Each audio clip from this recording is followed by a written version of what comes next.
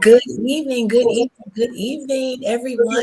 Happy Tuesday and welcome to another episode of Veganish. I am your host, Dr. Monique, your board certified family physician who you know as a physician in the kitchen. And with my platform, I like to help busy households enjoy healthy eating without impacting their hectic schedule and bring you along on my veganish journey toward a more plant-based diet. I've got with me the one, the only Mr. Ellis Dean. How are you doing, Mr. Ellis? I'm doing great. I'm ready to hold on both hands. I need to bring some gloves. 'Cause I know we got a fast paced show. So We get ready. Strap yourself in because we're gonna get it in, everybody. But you know how we do at the start of the show. We rep our city. We rep that zip code. We rep that area code. So be sure to put in the chat where you are watching us from. And because sharing is caring, be sure to tag a friend, a loved one, a wannabe friend, whatever you want to call it. If it's complicated, that's okay. Tag them too. Go ahead and if you're catching this on the replay, please drop in hashtag replay so that we can know you were here. So I see we've got folks coming in from California. I think that's Spanish. I don't know if that's I'm not sure where that's from, but welcome, Joel. we are worldwide. We are worldwide. We are worldwide. You know, Mr. Worldwide, he ain't the only one, right? So we've got a jam-packed show for you tonight. Hi there, my source, that Dr. Stephanie Jackson from Georgia. Thank you so much for joining. Farmington Hills, Michigan. I love it.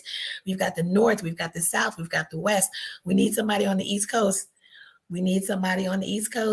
Drop that East Coast. I need New York. I need Boston. I need Jersey. I need something. Y'all don't leave me hanging now.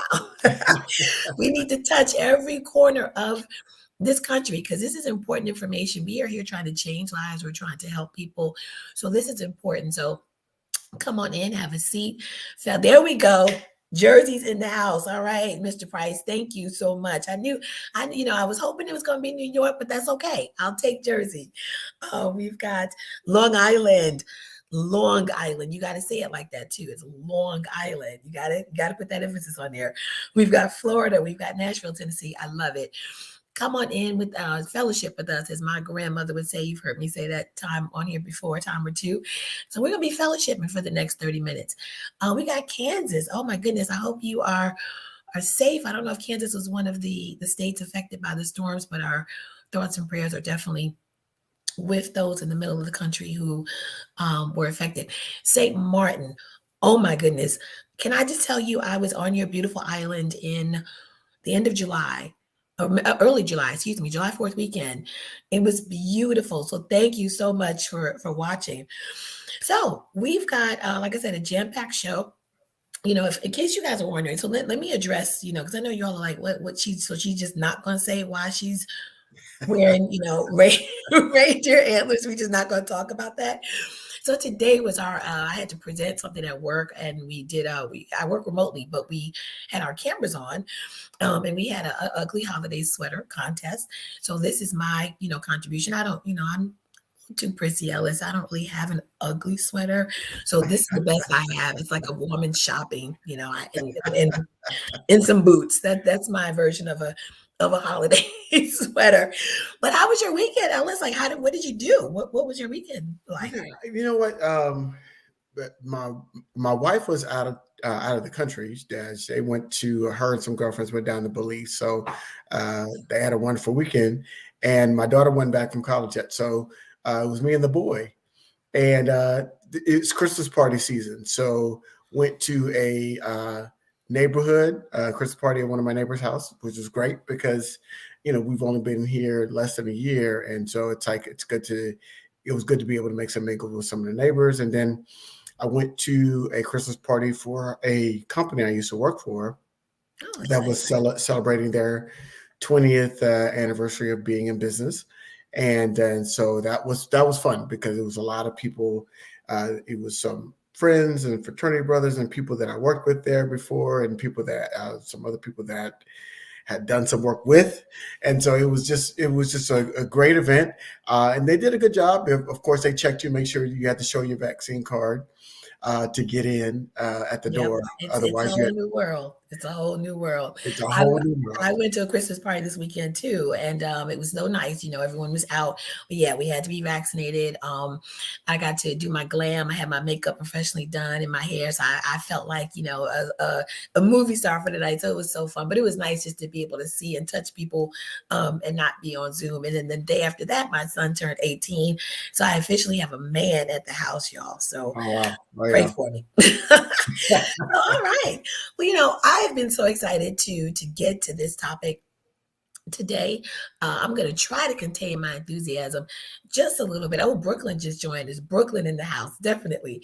Um, I'm going to try to contain my excitement because I get a little geeky, a little spaz out when I talk about food, and particularly ways to veganize things. So, this show is all about, it's called Veganish, right? So it's all about my journey toward a more plant-based diet and what I've learned along the way. Some things that have worked, some things that haven't worked, some of my aha moments. And we're in here to share and to learn. So the title of today's show is How to Have Your Vegan Cake and Eat It Too. And so I wanted to spend some time talking about egg replacers because, when you think about cake, right, we think one of the ingredients in cakes is eggs. And I want to see, who are my bakers? I need my bakers to stand up. What, jump in the chat for me if you know, what role do eggs play in baked goods, particularly, eggs and breads and things like that. Tell me some of the things or some of the roles or functions that eggs fulfill. This is audience participation. I'm not here to talk at you guys. I'm talking to you guys and ladies.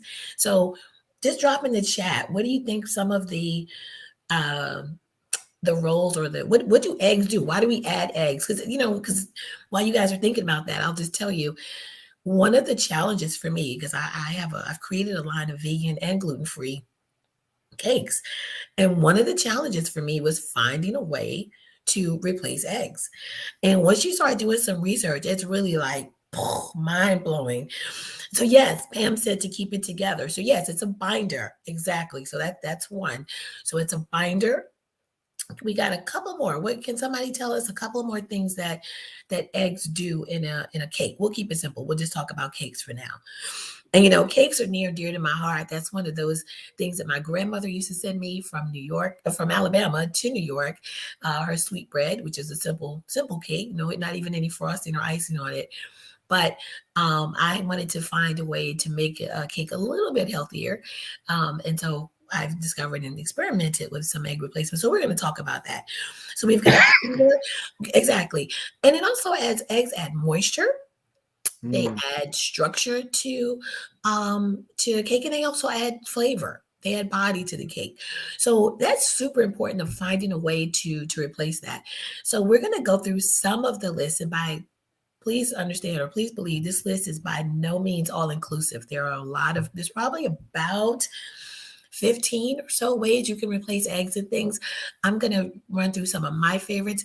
And this information is actually, here comes the shameless plug. This information is out of my book, Doc Fix My Plate: The Physician in the Kitchen's Prescriptions for Your Healthy Meal Makeover. So, and yes, and thank you, Ellis. You can pre-order yours now to be available early next year.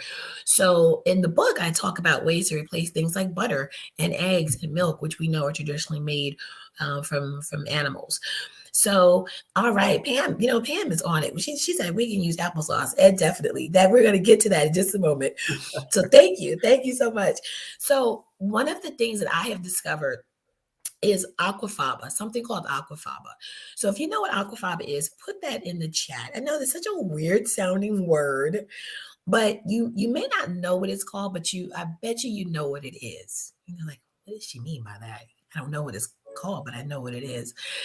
If you've ever had I'm going to give you guys a second. What do you think aquafaba is? If you probably have some in your pantry right now. Alice, you want to venture a guess? No, I'm thinking aquafaba is some things that I put on your arms to float in the water in the pool. Minnie, thank you, Minnie, for rescuing us. Minnie says it's chickpea juice. Exactly. So it's not just for chickpea. It's actually the liquid that's in any can of beans, or if you make beans yourself at home, it's that liquid that was made to cook the beans. Chickpea is the more common one. I use navy bean or Great Northern, those white beans. I use those in my blondies. So basically, any juice from a can can be used. And of course, you want to use when you're using it, say, as in the meringue, right? So egg whites are the basis of a meringue, like lemon meringue pie or macarons. Those light, fluffy, that whipped peaks that we all know that a meringue is. When you're using a plant-based or aquafaba substitute, you want to use the lighter colored ones, right? Because obviously you don't want to use like a kidney bean aquafaba juice or plant bean juice. But yeah, so aquafaba is a wonderful egg white replacement. You can fudge it and get away with it as using it as a whole egg, but traditionally it's meant to replace the egg whites. Ellis, did you have a question? I thought I saw a hand go up. No, I was covering my mouth. Oh, okay. I was Okay. coughing. So yeah, so for years I've been pouring that juice down the drain because when I get Right. it in the beans, I rinse it off, right? Because it's got a little sodium, and pouring literally liquid gold down the drain. So now I store it and I use it as a wonderful egg replacement. I use it in my brownies, I use it in my blondies, I use it in cookies. It's a really nice way to substitute for eggs. So thank you, Minnie. Pam said you can use applesauce. Let's go ahead and talk about that. So yes, applesauce is another way to replace eggs. For every egg, it's about a quarter cup of applesauce. You want to be mindful though what kind of applesauce you're using. We typically recommend unsweetened. They Um, have sugar. they Applesauce have has sugar. sugar. Yeah. And you want to use the one that's unflavored, just regular applesauce. Now, it depends on what you're using. I use cinnamon flavored applesauce in my pumpkin and sweet potato cakes because it's cinnamon. But if you were making something with a different flavor profile, you of course want to, you want to watch that. You want to be careful. So yes, applesauce is great. This is, depending if you have small children at home, you may have applesauce on hand. This is a great way to swap that out. Another one of my favorites is a ripe avocado. You may think, what? And to me, it kind of makes sense because if you think about avocado, it's kind of shaped like an egg, and you want a ripe one so that you can, mash it and work with it. But avocados are fruits, right? We tend to think of them as vegetables, Yeah. but they're actually fruit because their seed is inside. And they're wonderful. They're a wonderful source of omega-3, of other healthy fats, as well as, of course, protein and fiber. So I use it in my waffles. I have an avocado waffle recipe in the book, and I just whisk that in like I would eggs, and it's wonderful. You don't taste it. People think of it initially, they're like avocado, but you really don't taste it. You season it however you would do your waffle, and it has a wonderful flavor. The other two that I want to touch on, which are really commonly used, are flaxseed and chia seeds. So they're just what they sound like. They're seeds. And they, when ground up, they're into a powder. You add, for every tablespoon of flaxseed or chia seed, you add 2 to 3 tablespoons of water, whisk that together, let it sit for about 10 to 15 minutes, and you can pop it in the refrigerator. And that will turn into this gelatinous mass, for lack of a better word, that you can use in your cakes. It's really cool. So, and it's chock full of, these things are for so tiny of a little seed, they really pack a punch. They've got the fiber, they've got the protein, they've got the omega-3. So, those are, and you can also, when you're not using it, we talked about flax seeds last week, Yeah. about adding it to smoothies and soups and things like that. Now you can also use it as an egg replacer.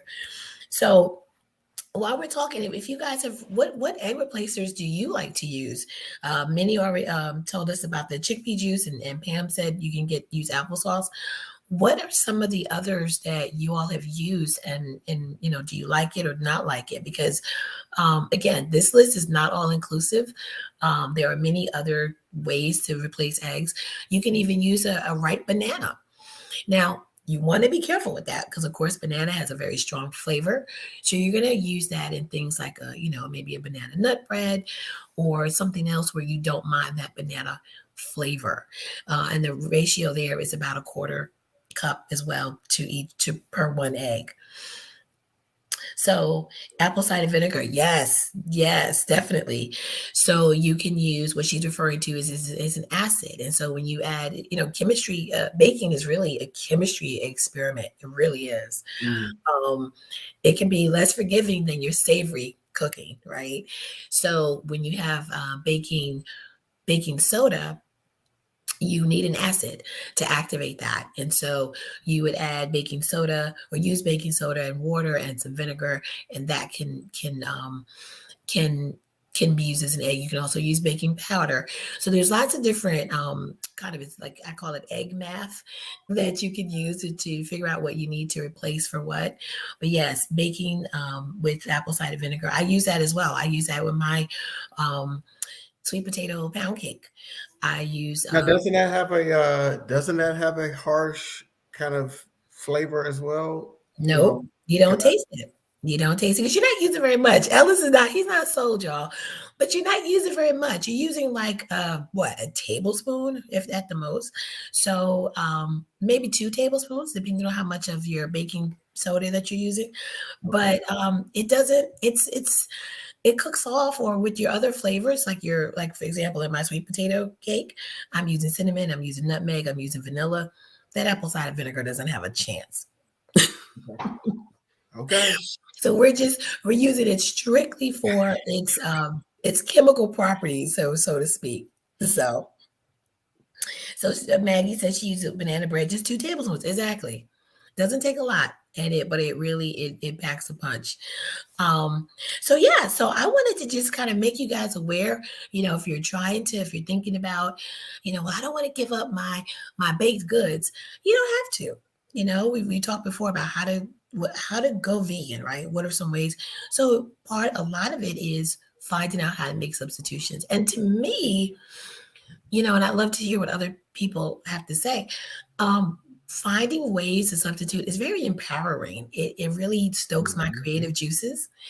And I find it, because anybody can just go in the refrigerator and pull out some eggs and crack them and, whip them up. But when you have to kind of think about, well, I want this to be my final result. How do I get there? To me, that's enjoyable. So I realize that may not be everyone's cup of tea, but I think that's one of the things, because we've talked before about mindset, right? And so Yeah. it's kind of an offshoot of that, of being purposeful and mindful of what you're doing. So I wanted to share that with you guys. So Relax You says, I'm a beginner, so yes, looking for resources to substitute. So I hope this was helpful to you. And like I said, I have more information in my book. You can also, of course, Google this stuff. But the first few chapters of my book do talk about ways to substitute eggs, butter, milk, things like that. So, all right.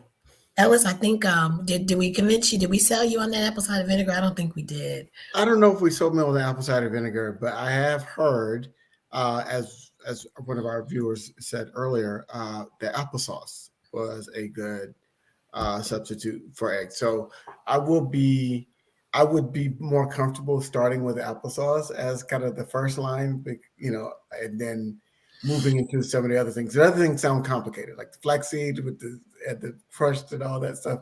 It sounds a little bit complicated, but I'll take the first step. And if I can get something with applesauce, have that same kind of usual flavor that I'm used to, Mhm. cake, then I might feel a little bit more adventurous and venture out. That's fair. And actually you can buy the flaxseed ground. Like you don't have to do that yourself. Okay. I do want to mention tofu. I don't want to forget to mention tofu, particularly silken tofu. It's a wonderful way to add is to use as an egg replacer. And it's soy. So of course if you have soy issues, you don't want to do that. But that is another one, as is chickpea flour can be used as well, kind of 1-to-1 chickpea flour and water. Um, so there's lots of things. And then, of course, there are commercial egg replacers. So if you just want to say, not necessarily for baking, but if you just want to have some, scrambled eggs, there are some egg replacers out there that are that are out there. So Relax You asked for the book name. Thank you. And I think Ellis had just put it up. It's called Doc Fix My Plate. And the pre-sale is at docfixmyplatebook.com. So, all right, it is time to get to what time is it? It is time for vegan or nah. All right. So I got some good ones for you guys tonight. But I think y'all are on to me now. So I think we'll see. We'll see. All right. Non-dairy creamer. Non-dairy creamer. Non-dairy creamer. And you guys don't be shy. If you so they try to trick you with the whole. It could be a trick to say it's non-dairy creamer. It could be not. But you guys, if you put in the chat, you got to tell us if you think it's not vegan, why is it not vegan? Now, those are the rules here. We don't have a lot of rules, but that's one. So it's not dairy. It means it's non-dairy. So it doesn't come from a cow. But that doesn't non-dairy creamer. Yep. But it does not necessarily mean that it's vegan just because it's saying it's not dairy. It could come from another. Somebody says almond. Yeah, it's like, nah, I'm not falling for it. Okay. Almond milk. Lynn says it's a hard one. Yeah. Well, we're here to entertain, but we're also here to educate. So there you go. All right. So I'm gonna go with nah. It just doesn't feel like it's vegan. And this is based on straight gut feeling, not on anything. I can't even tell you why I'm feeling this way, but I'm gonna say it's not vegan. See that gut, listen to that, no pun intended, but I mean, listen to your gut, right? It's speaking to you. So Maggie says if it's not dairy, it would make her sick. Okay. So we've got a couple, it looks like we've got someone on the fence. We've got someone says no or yes. So, here's another example of non-truth in advertising. Okay. So non-dairy creamer is not vegan.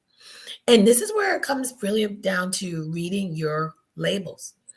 Because if it has something called casein, casein, that's basically, it's a milk-derived protein. So it may say non-dairy, but if it's got that on the label, and I don't know how they kind of get away with some of this stuff. There's a lot of kind of leeway that they have, for a certain percentage, and they can call it this or that. But just as an educated or informed consumer, if you see casein, and that's in a variety of products, then it is not vegan. All right. What about, and I saw this one, I said, I got to bring this one on the show. Red foods. I take back, I'm dating myself here, but y'all, who here remembers the Kool-Aid breaking through the wall? And it was red. And, you ask certain people, what flavor do you want? Red. Red is not a flavor. Red is a flavor. When you grow up the way I grew up, purple was a flavor. Red was a flavor. Orange was a flavor. Everything was. Yeah. Well, so red foods. And so here we mean candy, juice, soda, anything red. Could that be vegan or nah? Lynn said grape, baby. That's right. Grape was my favorite. I love grape. So our red foods, juices, yogurts, even anywhere, anything that has the color red added to it. I'm not a fan of any type of artificial coloring. So I'm going to say, because at that point, I think they manipulate a lot of they always put something in it, whether it's like in gelatin or something like that. So I'm going to say red is nah on the whole vegan front. That's my story. I'm sticking to it. And that's right. You got to commit. You got to commit. So, okay. So what do you guys think? We got a nah from Tia. Tia's like, I'm not falling for this. I think Tia's on to me, Ellis. Tia been studying. She's been putting. Tia's been studying. Tia got the book. She got the book. She sat in the front of the class. That's right. Hey, I sat in the front of the class. I know you did. That's how you got that doctor foot in your nose. That's how you got it. That, and I couldn't always see the best, though. All right, guys. So what if y'all look quiet tonight? With red foods, that red Kool-Aid, those red sodas, that red candy. Is that vegan Mm-mm. or nah?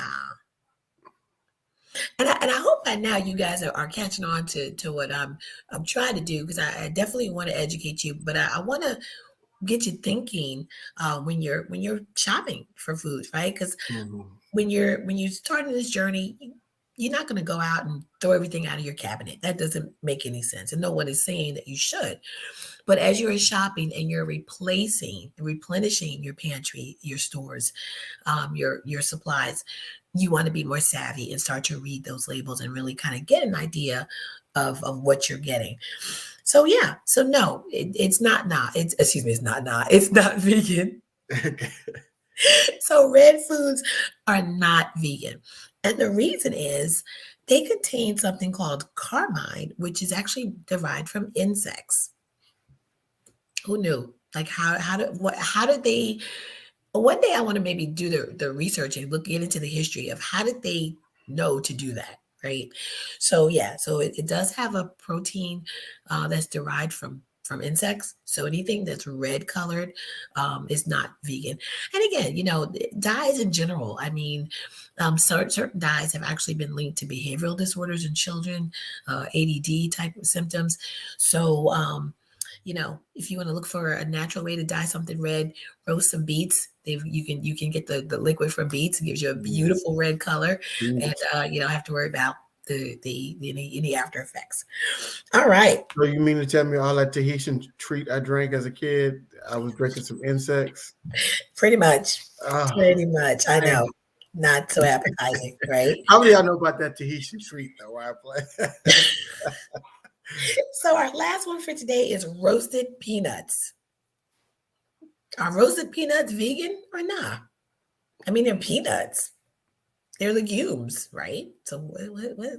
I'm gonna go with vegan. I'm going with Okay. vegan. It's peanuts. It's just roasted, so the cooking methodology doesn't add anything to it. I would suspect. Um, they may add some salt to the roasting. Mhm, If you get them unroasted, then they don't have add salt. So mhm. I'm gonna go with vegan on the peanuts. Yep. I'm a peanut man, so I'm the hope that they're vegan. Not bad. All right. So Tia says vegan. Okay. Relax you says yuck. I think that was to that insect comment. I'm with you on that one. Or the Relax. Tahitian tree comment. It could be either one. The insect or the So vegan. So okay, everyone's coming in on the side of vegan. So y'all are gonna make me feel just a little bit guilty for telling you no, they're not vegan. It depends. Gelatin can sometimes be used to help the salt. You talked about salt, to stick the salt and the spices to stick to the peanuts. So if it's got that gelatin in it, that negates the whole vegan thing. So The the answer is gelatin is correct. made with like With from with pork, pig, from cow. cow. It's from Okay, cows. Yep. okay. So right. So it depends. So isn't that crazy? I mean, roasted peanuts. How are roasted peanuts? Because we talked about this a few weeks ago when we talked about fresh fruits, and we said, of course, they're vegan, but depending on how they are prepared to travel to your local grocery store, if they're coated with wax, which is from bees, that can make it not vegan. So Wow. I know. I know. So, I mean, guys, we this half hour flies by. I just briefly want to touch base on we've got nutrition in the news, and this part I'm going to tell you. You're probably going to think this is a replay from another week, but I did come across something that says the 4 health benefits of mushrooms, and I don't know about you, but I meet people that are either love mushrooms like me or they despise them. I don't meet anybody who's lukewarm or in the middle. It's either like mushrooms can be so polarizing and I don't understand why, but there are health benefits to them. And stop me if you've heard this before, but they help to prevent cognitive decline, meaning they help our brains work better longer. They help to lower cancer risk. So again, we've kind of heard this before, particularly breast cancer. There's been a study that shows that might reduce the risk because of it's got the antioxidant called selenium, which helps our bodies fight free radicals, which cause damage. Free radicals are things that our bodies are exposed to from pollution and sunlight, and if you smoke, radiation just in the environment. So free antioxidants help to reverse the damage from those free radicals. Okay. Boosting heart health, again, not new information, but oyster and shiitake mushrooms, some of my favorites, have a fiber, a dietary fiber that helps promote heart health, and they also can help control your sugar. So they help with insulin resistance and blood sugar control. So, as far as incorporating them into your diet, I love them. If you're looking for a way to just start dipping your toes in that meatless water. Now, is that cooked or raw? Oh no, these are cooked. These are Okay. cooked. Okay. All But they're right. super easy to cook. You can quickly saute them. You can, chop them up and use them as a meat replacement, like in a burger. To bind them with breadcrumbs or what have you. So lots of different ways. Depending on the type of mushroom, I use their king oysters in my vegan butter chicken. And so lots of different ways to do that. So if you're looking for something that Maggie says she loves them. I'm with you, Maggie. I love them as well. They're a great way to, again, if you want to just have at least one meatless meal a week, that's a great way to kind of start. So I thought that was, if you're looking for encouragement to try mushrooms, there you go. It helps your brain, it helps your heart. For those that are leaning more towards me in the whole veganist journey, I would say a good way is like if you're making a stir fry, incorporate some mushrooms in it because you're going to get the health benefits. It's going to add a different color, a different texture to the meal as well. And then also it's good all around. And then you can make a stir fry without the meat because it could be used as a meat substitute. And so I think that might be a way to incorporate more mushrooms into your life. I love it. And they remember too, mushrooms release, they have their own water content. So just remember that because they help you can build your sauce from the water that's the liquid that's in the mushroom. So well, I don't know about you, Ellis, but I have had a ball. I mean, this was fun. I hope you guys enjoyed this. And so we, coming up for next week now, because we're less than 2 weeks away from Christmas. I know, just let that kind of sit in your mind for a minute. Yeah. I'm ready. I'm good. My tree has been up. My gifts are pretty much wrapped. I'm good. I'm about the stage the right tree is up. I can say that. The tree is up. The tree is up. There's not one gift underneath that thing, but there's the tree. The tree is there. Stockings are home. By the chimney with care, as the saying would go. But no gifts yet. No, well, you'll get it done. Maggie's asking for the name of the book. Oh, thank you so much for asking. It's called Doc Fix My Plate book. Well, the name of the book is Doc Fix My Plate, The Physician in the Kitchen's Prescriptions for Your Healthy Meal Makeovers. And the pre-sale link is on the screen. It's docfixmyplatebook.com.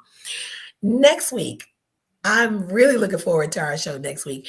This last week we talked about agave and kind of how, I don't know, the lobbyist or whoever is the publicity people for PR for agave has done a really good job as far as making us think it's healthier for you than it really might be. So next week's show is going to be called Gimme Some Sugah. We're going to talk about the different types of sugar that you can use, whether it's vegan or not, and where it falls on the scale of healthier than regular sugar or not so much. So looking forward to it.